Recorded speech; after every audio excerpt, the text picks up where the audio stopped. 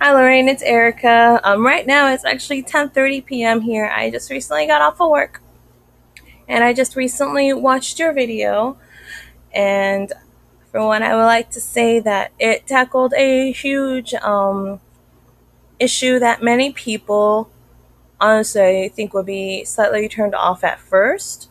But when I started listening more and more, you delivered it very well.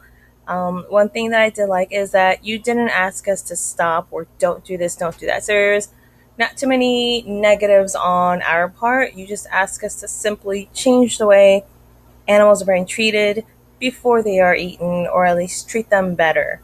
I like that message, and it really did catch my attention. A few things I did like about your speech. You included yourself, why you became a vegetarian, and things you've seen and experienced. I believe it's not the logos, it's the ethos. I would like to see more statistics and more numbers.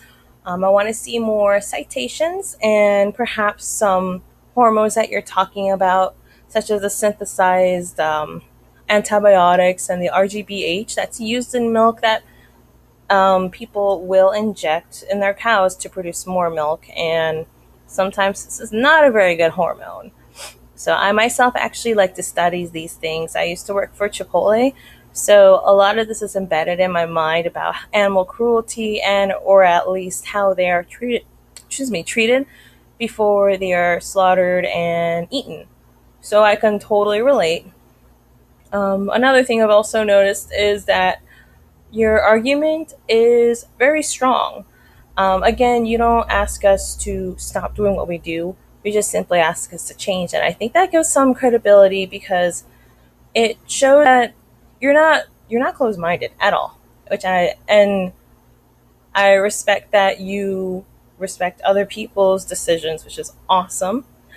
I've seen people where vegetarianism is the only way to go. That's that. But I love how open minded you are, and I like the fact that you give us a source to change things and how it is, such as voting or looking at an organization. So I really did enjoy that. Another thing I would say, your pathos.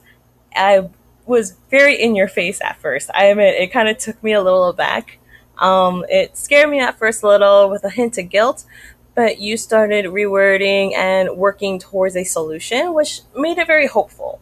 And hopefully, most people will see that message and start helping, voting, donating to make sure at least these animals become a little bit happier before we actually put them in our tummies. So I actually used to live near farms in Indiana, so I have seen these large places and animals just stuffed in small places. So I completely understand. And now I live in places where my friends have chickens running around eating worms and laying eggs. And I see your big picture because I think that's how it should be too. Otherwise, good job. And it was wonderful working with you in class. So you take care. Bye.